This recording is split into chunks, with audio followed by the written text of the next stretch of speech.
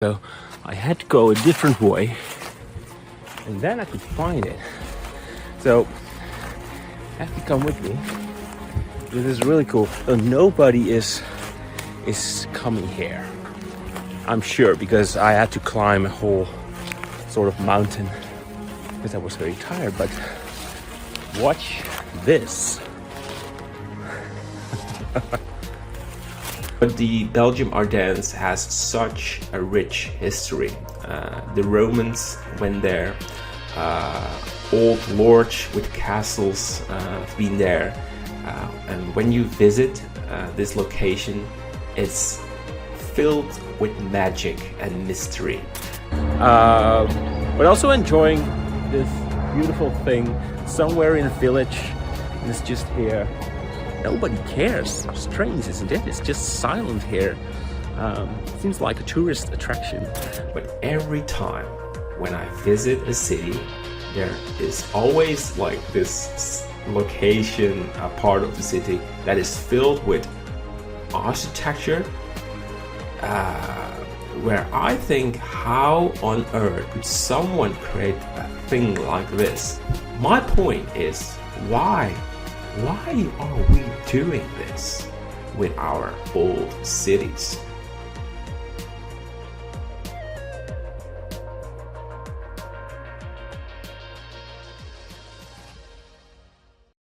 Hi there, and welcome to the second episode of the CG Masterclass podcast. Yeah, I'm excited.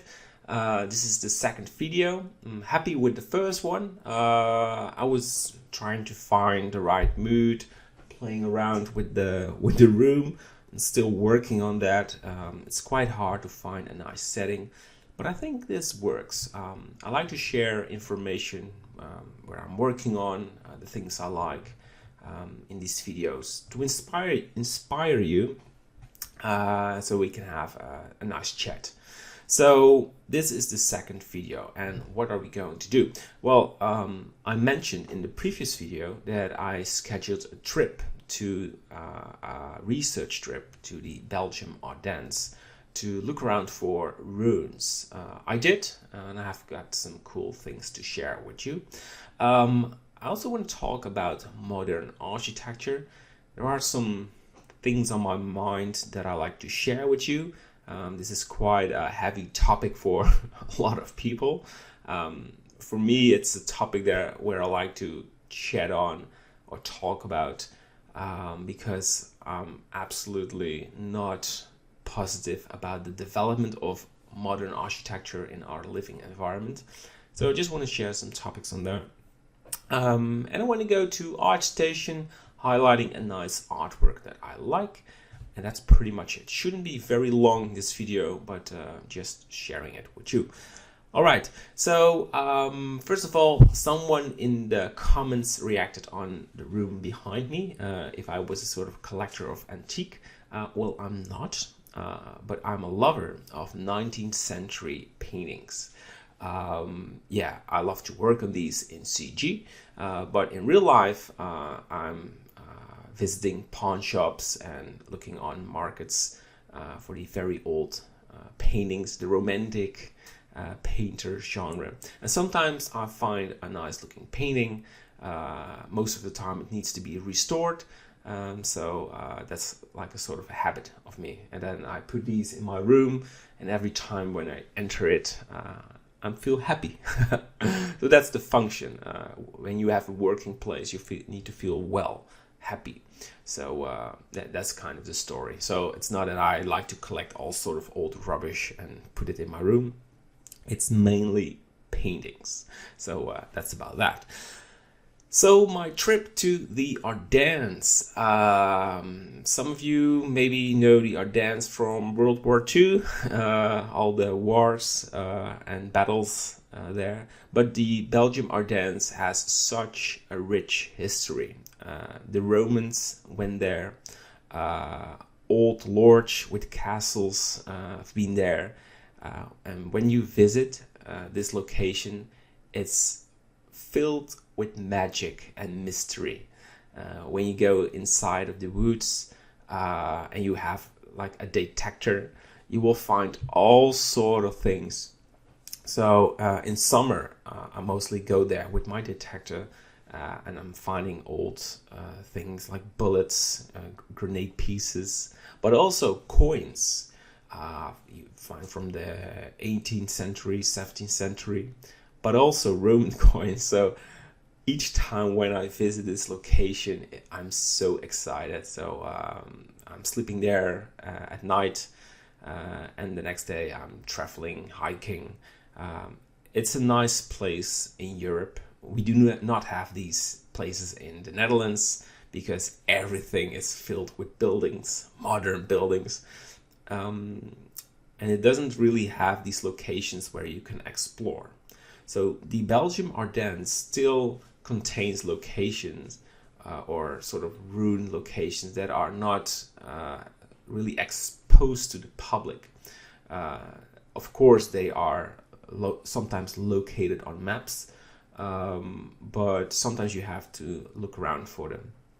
And when you find them, you can imagine that this location is so enchanting that you can find the old remains of ruins.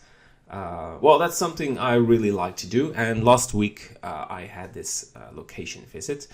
I had my drone with me, and I like to show you some videos that you maybe like.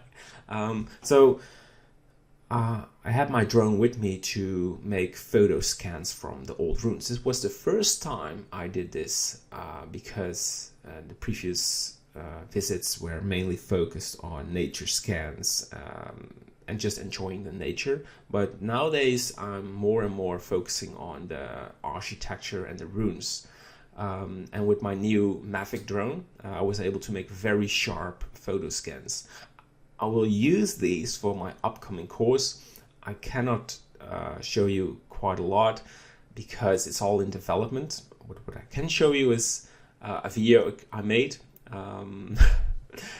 I have my drone, but I mainly focus on making photos. So I just captured one video because I have around like 35 minutes flight time or 40, and I fully like to use these minutes to capture photos. So each minute I spent on making videos, I'm losing quality on the scan. So when I returned, I thought, well, I think I just made one movie clip. But I will show you.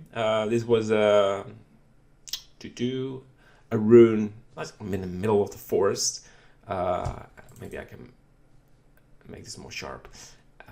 I look around. This is such a sleeping beauty. In the middle of the mountain, and you can see the rocks, and then it was like built on this cliff. Just lovely.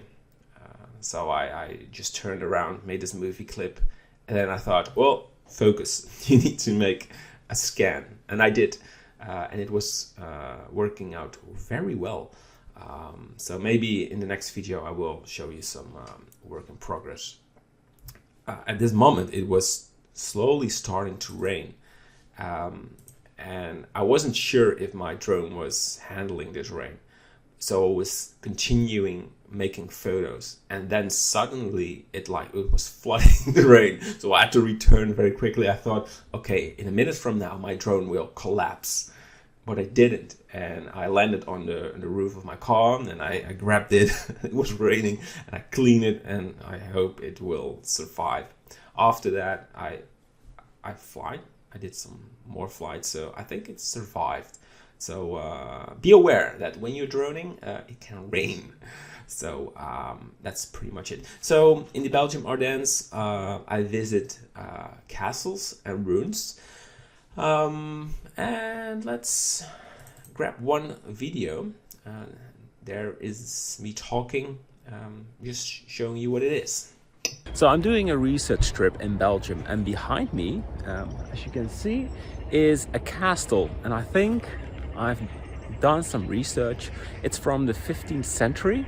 You can see the use of red bricks and the white sandstone. It's typically for the 15th, 16th century.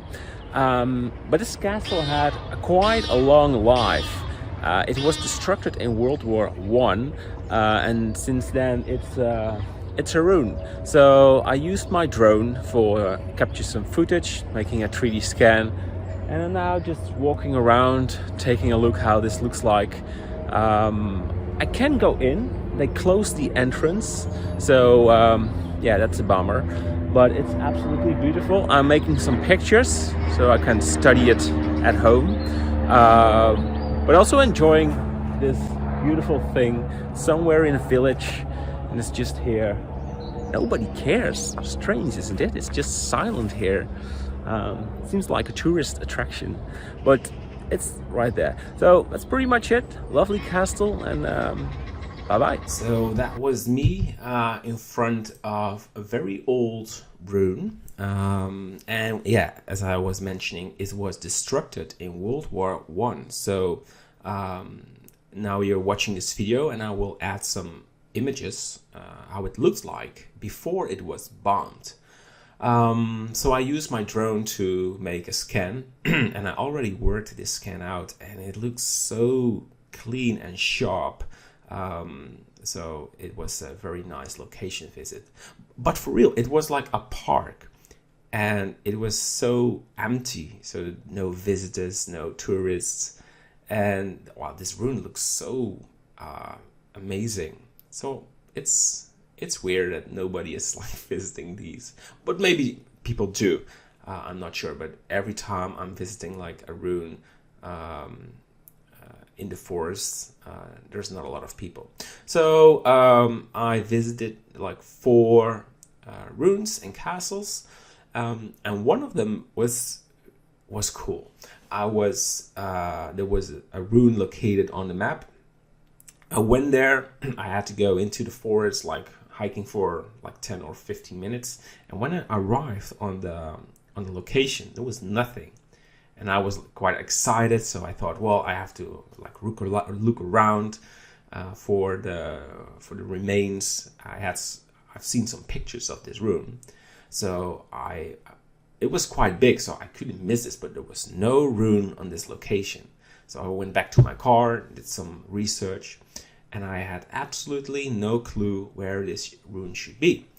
I tried to drone around on the site, did some research on Google, YouTube, but nothing was visible. So I went the other way, and I tried to explore the area, and I had to do some climbing and exploration. And then suddenly I saw like broken walls, and that was so cool. I will show you this, how this went. This was the moment that I arrived on the top of a sort of plateau. Then I started recording, so there you go. Hi there. So I've been hiking for a full day, finding a ruin in a forest. Quite tired because I had to climb a while, but I'll have to show you what I found in the middle of the forest. That's a ruin. That's a castle. So I'm going to show you. That's in Belgium. This is this castle right there. Absolutely amazing. So I tried to find it on the internet, but there was nothing to find, just a couple of pictures. So I did some exploration, and they pointed a pointer on the map, and I went there, and there was nothing. So I had to go a different way, and then I could find it.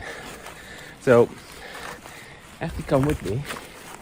This is really cool. So nobody is coming here, I'm sure, because I had to climb a whole sort of mountain because I was very tired. But watch this. That's pretty cool, right? So I have no clue what kind of this was, a castle or I don't know, but I'm pretty sure it looks very cool. So I'm going there and taking a look. All right, that was me on ruin exploration. So I went there and I did some research there, looking around, making pictures, but I still don't know what this location is. So I have to say, I'm pretty sure this was not a castle, because there were some arches and these looks pretty new. And I tried to find like any information on the internet, and I could find like a France website, and they mentioned it was a carrier, and that's like where they try to collect stones to create buildings, sort of like a construction site. And I could find some concrete there as well. So I think it's like a mix. So this was a very old structure, and later they modified it so they could use it for something else. But the point was that it was like in the middle of like the forest, and later I could find on satellite images a sort of silhouette of the mark where it was located. But it was like a very unusual place for construction. So it's mystery, and I like these things during research. So after a couple of days, I went back home and started scanning or processing my scans, and it looked good. It was very well, good stuff. And I hope to go back in about 2 weeks for nature exploration. So I will make some nature scans from trees, from the terrain, rocks. It needs to be dry weather, so that's the best situation to make scans. So I'm aiming to go there in the end of this month. So, and I will sleep in the forest, doing hiking. So I'm looking forward to going there, and maybe I can do a podcast recording in the middle of the Belgium Ardennes. It will be cool, right? So yeah, that's pretty much it. So that's about the Belgian trip. I already mentioned talk about modern architecture. I don't want to go blaming stuff, because I've been in this discussion and I know there are people who are really enjoying modern architecture. Last week I had a conversation with my brother on the subject. He is an absolutely lover of modern architecture, and I try to tell him the things I dislike about that everything is built modular, and that there is no like a human hand in the construction, and that is very important for society, that there is a construction created by our hands with small ornaments that show us who we are and how we live. Well, that's like a spiritual thing that I like. But I'm doing quite a lot of location visits in old cities in the Netherlands, making photo scans, making like reference images from structures to learn and to study. But every time when I visit a city, there is always like this location, a part of the city that is filled with architecture, where I think, how on earth could someone create a thing like this? So I like to show you an image that I created. I think it's a year ago. So I went to, I think it was the south of the Netherlands, like Limburg. Not quite sure. So I went there, and on the right you can see this church and like this small building back there in the end. And on the left you have this structure. I mean, how went this? So it was probably there was an old structure 50 years ago, and it needs to be destructed or modified. So at the time they removed old buildings and replaced it with this, and it's I can see this everywhere. So let's analyze this. So on the right you can see like very ornamental shapes. So like these stairs, we have the sandstone on the church.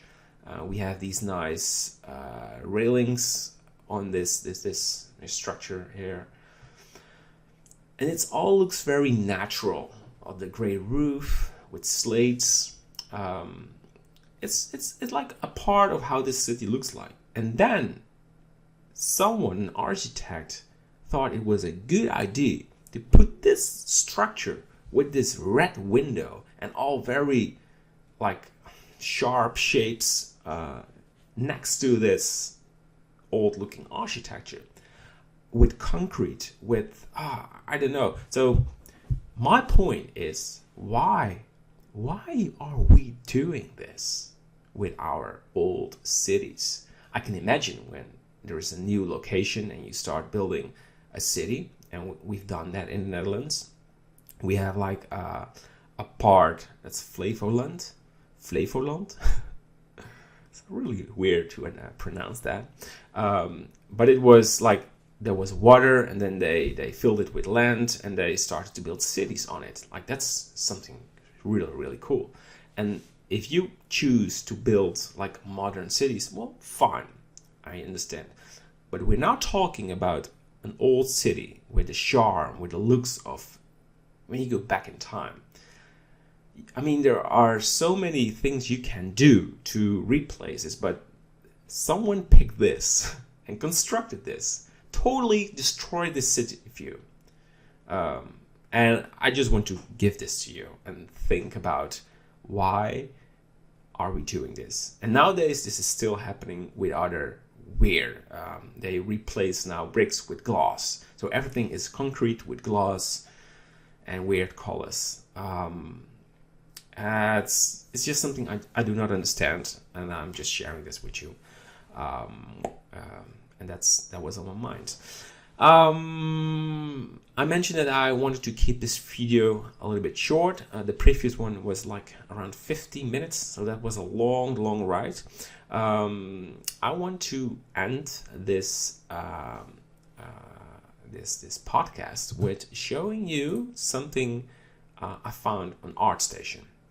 So this was also a year ago. I was slowly doing some research for my upcoming 3.0 course.